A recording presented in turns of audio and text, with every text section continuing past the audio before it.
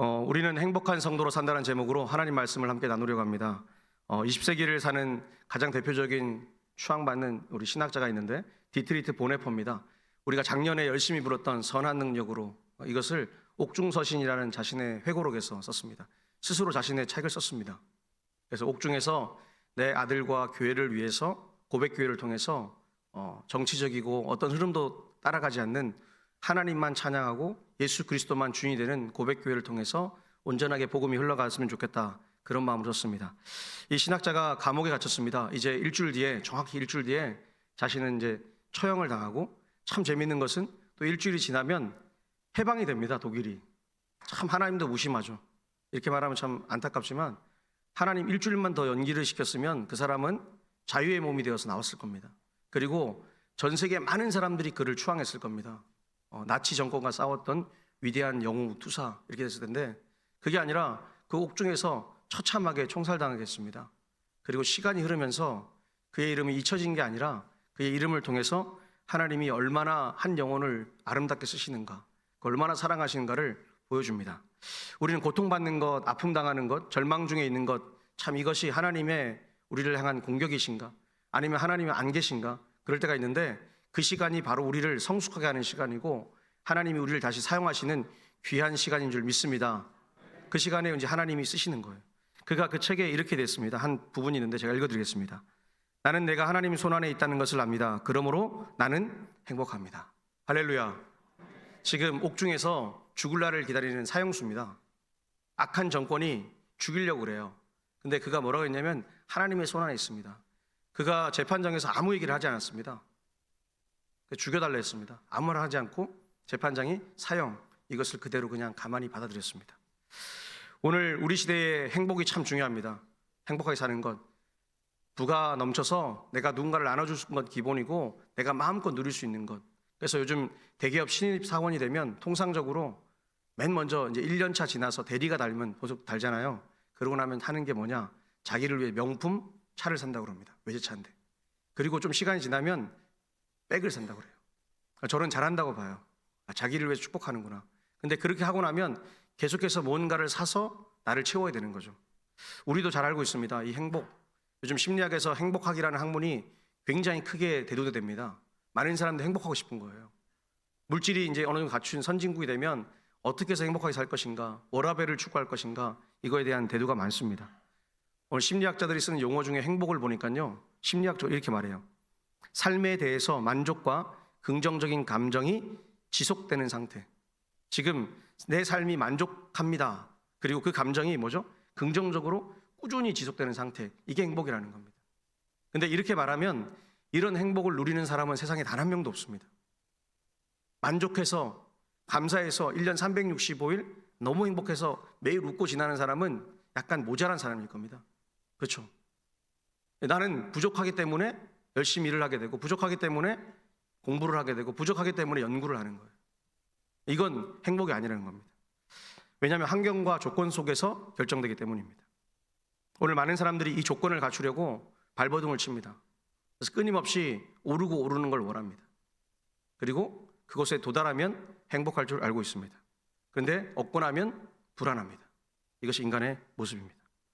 오늘 성경이 말하는 행복은 무엇이냐? 시편 1편에 보니까 이렇게 말씀합니다. 우리 잘 아는 복이 있는 사람은, 이 복이 뭐냐? 이 복은 그냥 하나님 안에 있는 거예요. 하나님과 함께 옆에 있는 거예요. 잘 읽어보시면 하나님 옆에 있는 겁니다. 시편에서 말하는 행복은 하나님하고 아버지와 아들이 되고 아버지와 딸이 되고, 그래서 하나님과 친구가 되어서 옆에 같이 있는 것이 행복합니다. 이게 우리의 하나님과의 올바른 관계인 줄 믿습니다. 오늘 그 상태를 마음껏 누리시길 축복합니다. 그러려고 주일에 오신 거잖아요.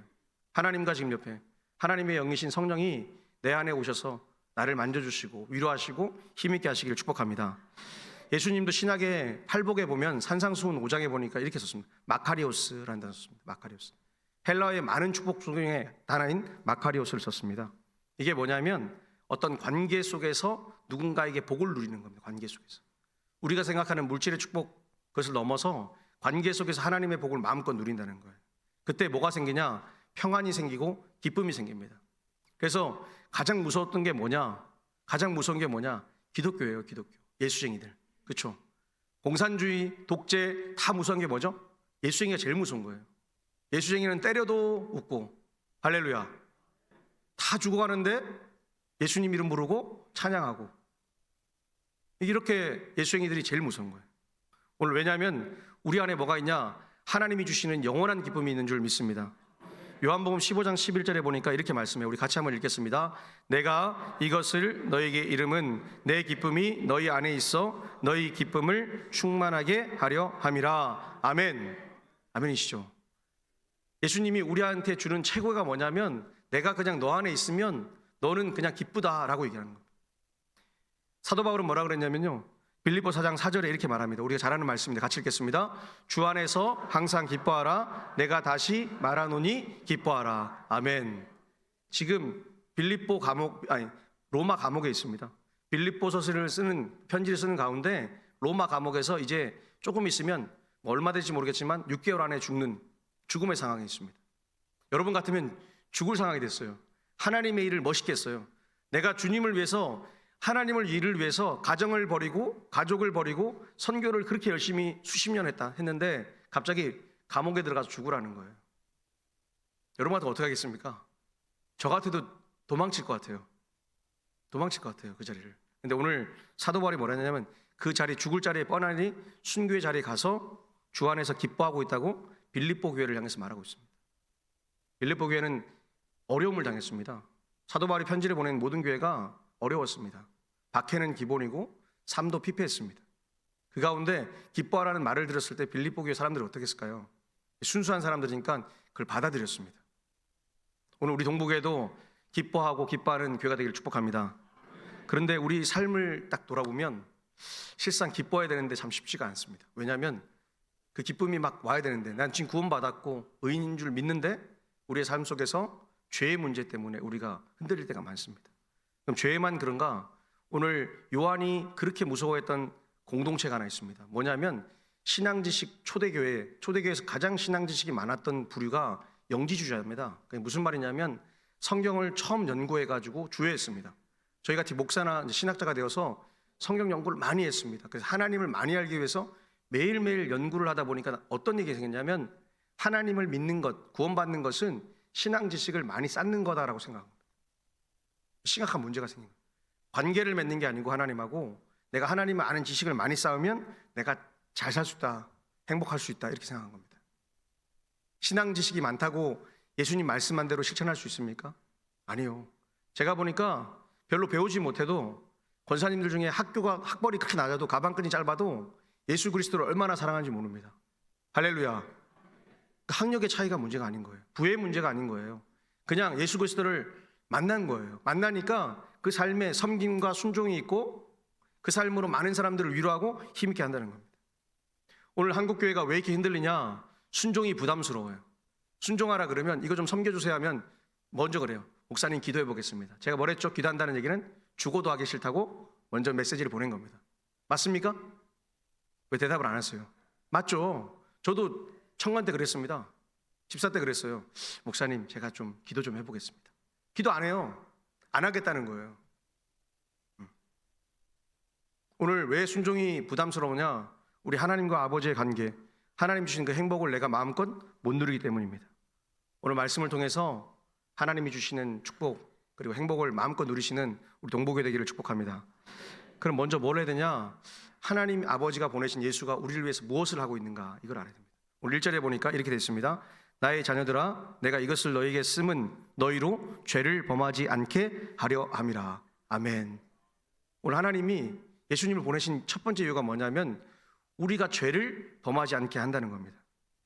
행복한 신앙생활 제일 중요한 게 뭐죠? 죄가 없어지는 거예요. 저는 오늘도 지금 11시 29분인데 죄가 없어졌습니다. 할렐루야. 여러분도 마찬가지예요. 왜 그렇게 됐습니까? 예수님이 지금도 우리를 응원하고 계세요. 그리고 우리를 매일 치유하고 계세요. 그 일을 지금 하고 계신 거예요. 근데 오늘 죄의 문제에 그 울타리에 쌓여 있으면 고통이 따라옵니다. 고통이 따라오니까 얼마나 두렵겠습니까? 죄를 당하면 맞잖아요. 세상에 죄를 지어도 두렵고 그 다음에 도망치면서 뭐죠? 숨으면서 고통받습니다. 최초의 범죄자가 누구죠? 아담과 하와입니다. 그죠? 아담과 하와, 예수 안 믿는 사람도 압니다. 그죠? 아담과 이브 이런 거 압니다. 그죠? 이 두 사람이 죄를 지었습니다. 뭐 했습니까? 숨었어요. 도망쳤어요. 하나님 앞에 가서 하나님 살려주세요 아버지 이게 아니라 도망쳤습니다. 왜? 신으로 알았기 때문에. 무서워서 죽을까 봐. 근데 그 가운데 하나님은 뭐죠? 찾아오셨습니다. 오늘 우리가 죄를 범할 때 가장 먼저 일어나는 반응이 그거예요. 들킬까 봐 두렵고 그래서 숨으려고 감추려고 합니다. 이게 두려움이 찾아온 거예요. 그럼 여기서 멈추는가? 아니요. 이제는 아픔이 수반됩니다. 고통이 됩니다. 왜냐하면 가리려고 하니까 자꾸 수치심이 드는 거예요. 부끄러운 거예요. 양심에 갇히게 되는 거예요. 그래서 마음을 짓눌러요. 시편의 기자였던 다윗이 32편 3절과 4절에 이렇게 고백합니다. 우리 한번 같이 읽었으면 좋겠어요. 네, 같이 한번 읽어보겠습니다. 내가 입을 열지 아니할 때에 종일 신음함으로 내 뼈가 쇠하였도다. 주의 손이 주야로 나를 누르시오니 내 진액이 빠져서 여름 가뭄에 마름같이 되었나이다. 아멘. 우리 죄를 지으면 그렇잖아요. 말씀을 듣고 내가 죄가 있음을 알게 되면 깨닫잖아요. 깨닫고 나면 엄청난 축복이 찾아옵니다. 깨닫고 나면 그 진액이 찾아오는 것 같아요. 다윗이 왜 그랬을까요? 다윗은 죄의 대명사입니다. 제가 얘기했죠. 강간. 엄청 나쁜 놈이죠. 죄송해요. 진짜 나쁜 놈이 최강자예요. 최강자 아닙니까? 아내를 빼앗고 집안을 몰락시켰고 할 건 다 했습니다. 근데 하나님 뭐라 했냐? 하나님 앞에 와서 엎드려서 기도했습니다. 그랬더니 하나님이 내 마음에 합한 유일한 왕으로 다윗을 선택했습니다. 세상의 관점에서는 이게 도저히 이해가 안 되는 겁니다. 그죠? 세상의 관점이면 저놈을 사지를 찢어 죽여가지고 매달아놔야 됩니다. 그죠? 그래야 사람들이 보고 아유 진짜 하나님 위대하신 신이다라고 얘기했을 거예요. 근데 하나님 그러지 않았습니다. 오늘 죄의 문제인 겁니다. 영적인 죄의 문제. 우리가 하나님 앞에 가야 됩니다. 할렐루야. 하나님 앞에 가면 하나님께서 우리의 삶을 절망에서 행복으로 만들어 주실 줄 믿습니다. 죄에 빠지면 절대 이런 말 하지 마세요. 내 책임이다. 물론 내 잘못이 있는 거 알아요. 근데 그때 어떻게 돼요?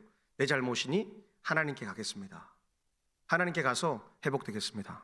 그러면 하나님 어떻게 해주죠? 하나님이 눈물로도 기도하고 있으면 이렇게 또 회복시켜 주세요. 우리 하나님은 그러신 분이십니다. 우리 신앙생활할 때 순종하고 섬기는 것이 왜 행복한가? 하나님이 우리를 자유롭게 하니까 섬기고 순종하는 게 너무 행복합니다. 어제도 우리 토요일 날 보니까 청소하러 오셔가지고 각자 알아서 일사불란하게 움직이시고 쫙 빠져나가시더라고요. 얼마나 그게 제가 이렇게 봤거든요. 돌아다니면 이렇게 슬쩍 봤어요. 얼마나 행복해요. 오늘도 일부에 애찬부에 섬기시는 분들 열심히 각자 자기에게 주어진 일을 하고 있어요. 이게 다 하나님께서 우리를 향한 축복인 줄 믿습니다. 보이지 않는 곳에 섬기는 하나님은 그것을 계수하고 계세요. 내 사랑하는 아들, 딸들이 이렇게 나를 위해서 나의 몸된 교회를 위해서 사랑하는구나. 하나님께서 우리에게 무거운 짐이 아니라 그 짐을 함께 져주실 줄 믿습니다. 오늘 중요한 단어가 있는데 오늘 본문을 보시면 성경을 보시면요. 대언자란 말에 여러분 성경에 보면 각주로 이렇게 번호를 매겼을 겁니다. 보혜사 돼 있습니다. 그죠? 보혜사. 이게 뭐죠? 대언자란 뜻입니다. 보혜사가 누구죠? 요한 말하는 보혜사? 성령을 말하는 성령. 그러면 예수님이 뭐지? 예수님이 성령을 보내주신 분이에요. 선물로. 예수님과 함께 이야기 나누시던 성령이 지금 여러분들을 찾아오셔가지고 지금 말씀 가운데 듣게 하시는 거예요. 그리고 말씀을 듣고 깨닫게 하시는 거예요. 회개하게 하시고 자복하게 하시고 때로 힘을 주시고 그래서 생명을 얻게 하셔가지고 세상에 나가 살게 하시는 거예요. 오늘 왜 가능한가? 예수님이 의로운 분이시기 때문에 가능합니다. 그래서 오늘 말씀합니다. 곧 의로우신 예수 그리스도께서 우리를 향해 변호해 주시겠다라고 말씀합니다. 할렐루야. 우리가 제일 무서운 게 뭐죠? 마지막 날에 심판받는 거. 신앙생활하면서 어떤 목사님들 막 나와가지고 마지막 날 심판을 얘기합니다. 물론 맞습니다. 마지막 날에 여러분이 지은 모든 죄가 다 드러납니다. 하나도 빠짐없이 드러납니다. 욕했던 것도 화냈던 것들 다 드러날 겁니다. 그런데 중요한 건 뭐냐? 우리가 육체로 사는 그날 동안에 뭘 하라고 했죠? 제가 회개했으면 하나님께서 들으시고 우리의 죄를 용서해 주신다는 겁니다. 할렐루야. 그래서 깨어서 말씀을 듣고 회개하라는 거예요. 말씀을 듣고 회개하는 자는 반드시 구원받습니다. 그리고 영원한 생명을 받습니다. 그리고 오늘 본문의 말씀처럼 심판날에 뭐죠? 예수님이 나를 통하여 온전한 구원을 이루어 주신다는 겁니다. 이게 아주 중요해요. 그리고 예수님이 오늘 어떻게 오셨냐? 우리를 위해서 화목제물로 오셨습니다. 2절에 보니까 그는 우리 죄를 위한 화목제물이니 우리만 위할 뿐 아니요 온 세상의 죄를 위하심이라. 아멘. 아멘이시죠. 그러니까 화목제물, 헬라어를 무슨 단어 썼냐면요, 힐라스모스라는 단어를 썼습니다. 힐라스모스. 이게 뭐냐면 헬라어에 많은 단어가 각자의 단어의 뜻이 있습니다. 원래는 개별적인 첫 번째 뜻이 있는데 이 단어는 중복되겠습니다. 뭘 쓰냐? 속죄, 죄를 속한다는 것. 화해, 이거 쓴 겁니다. 한번 단어를 보세요. 우리 한국어로 봤을 때 죄를 속한다는 것과 하고 화해한다는 것하고 어느 정도 의미는 비슷한 부분이 있겠지만 같이 쓸 수는 없습니다. 죄는 값을 치러야 돼요. 그렇죠? 죄의 대가, 값을 치르는. 그걸 대속이라고 그러잖아요. 근데 화해할 수 있는 거, 평강을 준다는 거예요. 좀 약간 우리 윤리적이고 도덕적으로 살아가는 우리 대한민국, 특별히 우리 유교나 불교 문화권에 있는 우리 동양권 사람들은 조금 이해하기가 쉽지가 않습니다. 죄를 속한 것과 평강이 찾아오는 것. 근데 오늘 헬라 사람들은 가능하다는 것. 왜 가능했냐면 이 헬라 문화권은 신이 뭘 주냐면 신이 제사를 지내면 제사를 드리고 나서 온전히 뭐죠? 죄를 회개해 줬으면, 회복시켜 줬으면 뭘 하냐면 축제를 벌입니다. 그래서 우리가 요즘 쓰는 단어 중에 페스티벌이라는 단어 있습니다. 많이 들어보셨죠? 무슨 페스티벌. 이게 페스타에서 온 겁니다. 라틴어 페스타에서 온 건데 이 단어가 뭐냐면 축제예요. 그러니까 신이 용서해 주셨으면 그 자리에서 바로 뭐 축제가 일어나는 겁니다. 오늘 여러분들 이 예배가 축제가 되기를 축복합니다. 내가 죄사함 받는 것, 그죠? 온전한 사람이 되는 것, 예수를 믿은 사람이 되는 것. 여러분 한번 고백해 봅시다. 나는 예수님을 믿습니다. 아멘. 하나님 요거만 하라는 거예요. 하나님이 여러분 보고 세상에 나가서 막 가난한 자를 내 재산 다 털어가지고 구원해주고 없는 병자를 위해서 막 헌신하고, 하나님은 우리가 그렇게 100% 못할 것을 아세요. 물론 아주 특별하게 그렇게 사시는 분들 이렇게 있습니다. 가끔씩 보면 놀랍죠. 그걸 통해서 우리를 뭐죠? 도전받게 하시고 또 그것을 통해서 우리의 삶을 뭐죠? 확장시켜 나가는 게 하나님의 사명이라는 거. 하나님이 그걸 위해서 우리를 부르신 줄 믿습니다. 오늘 우리가 잊지 말아야 될 아주 단순한 원리가 있는데 C.S. 루이스가 순전한 기독교에서 아주 잘 썼습니다. 한번 제가 읽어드리겠습니다. 하나님이 우리를 용서하실 때 그것은 단순히 괜찮아 별일 아니야라고 말씀하시는 것이 아닙니다. 죄는 실제로 심각한 문제입니다. 그래서 누군가는 그 대가를 치러야 합니다. 그런데 놀라운 것은 하나님 자신이 인간이 되어 그 대가를 직접 치르셨다는 것입니다. 아멘. 완전 아멘이죠.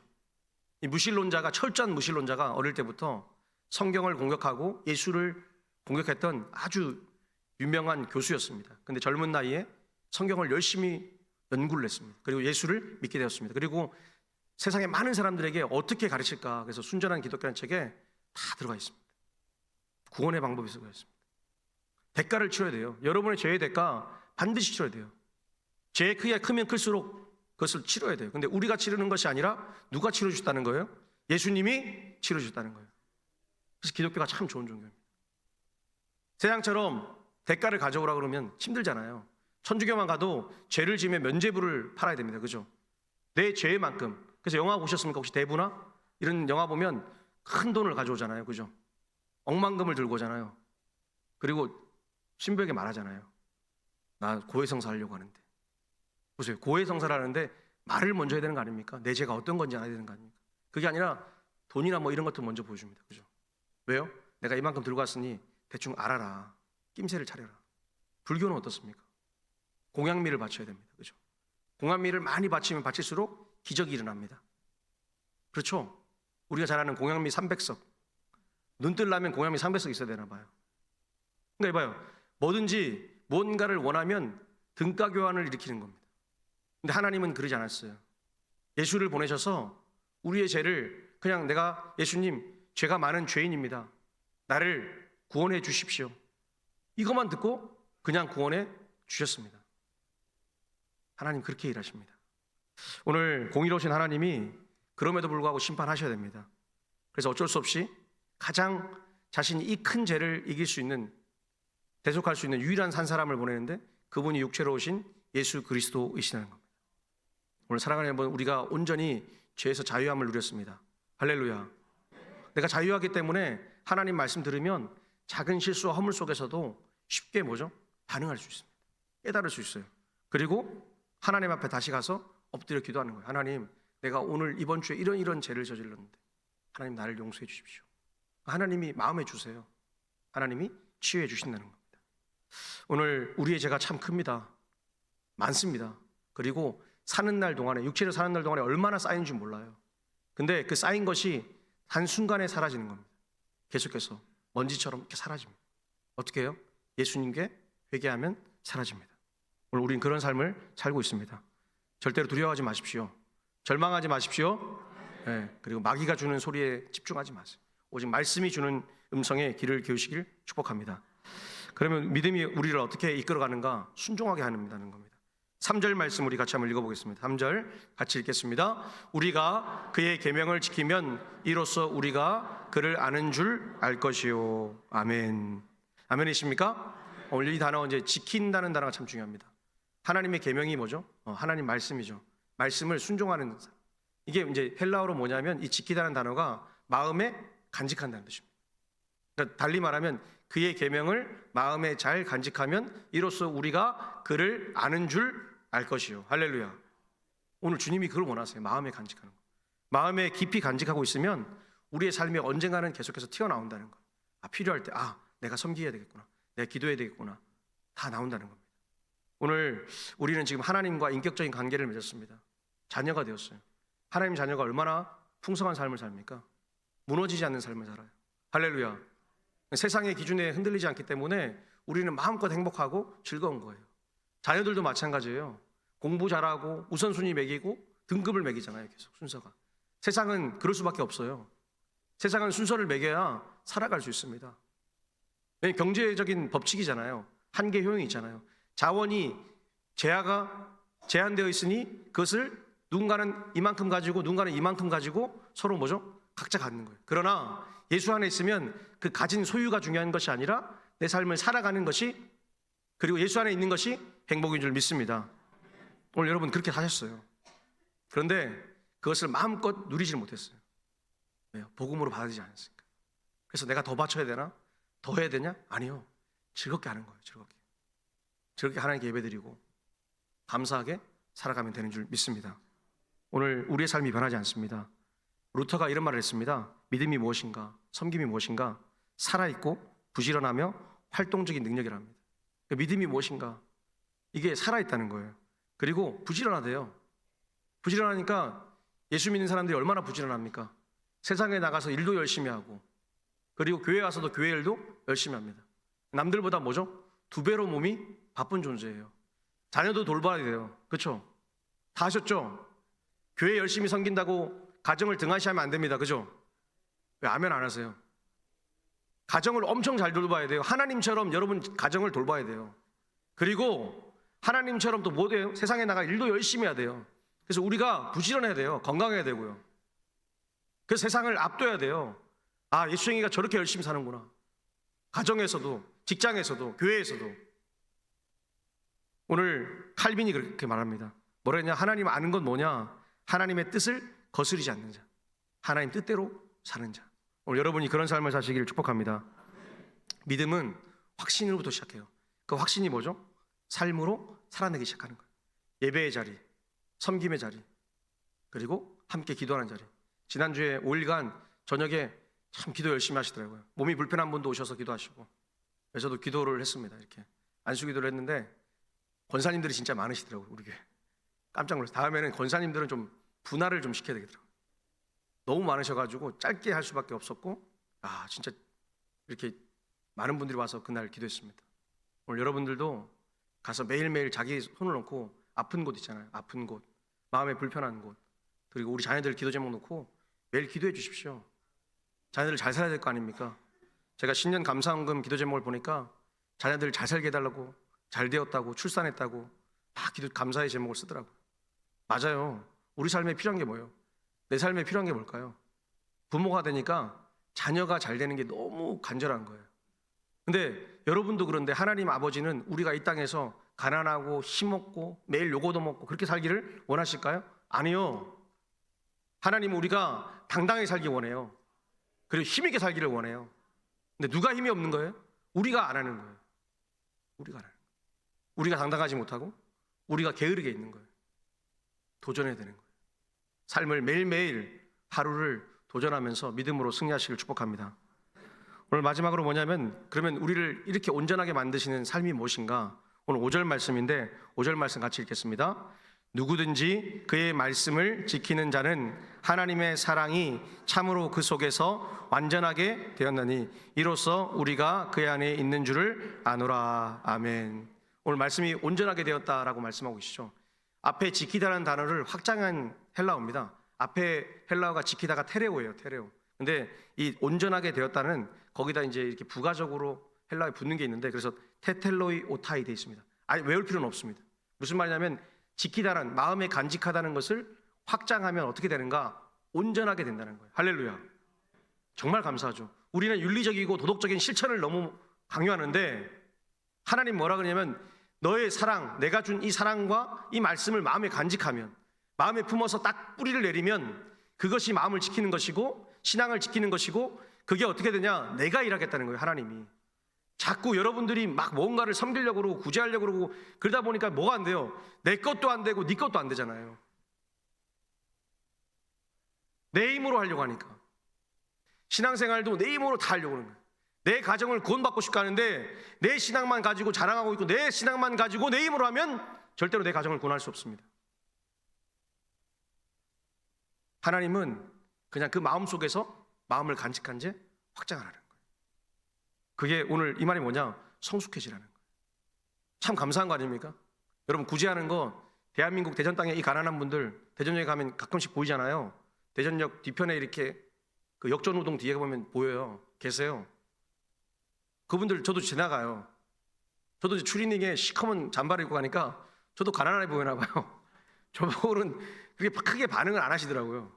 시커먼 잠바 입고 그냥 이렇게 나한테도 좀 돈 달라고 하면 내가 좀 주고 싶은데 전혀 반응을 잘 안 하세요. 신기하죠. 다음에 좀 깨끗하게 입고 가야 되나 막 그렇게 생각도 해보고. 그래서 누가 지나가면 손을 내밀고 막 이렇게 좀 제스처를 취하세요. 근데 우리가 다 도울 수 없잖아요. 도울 수 있으세요?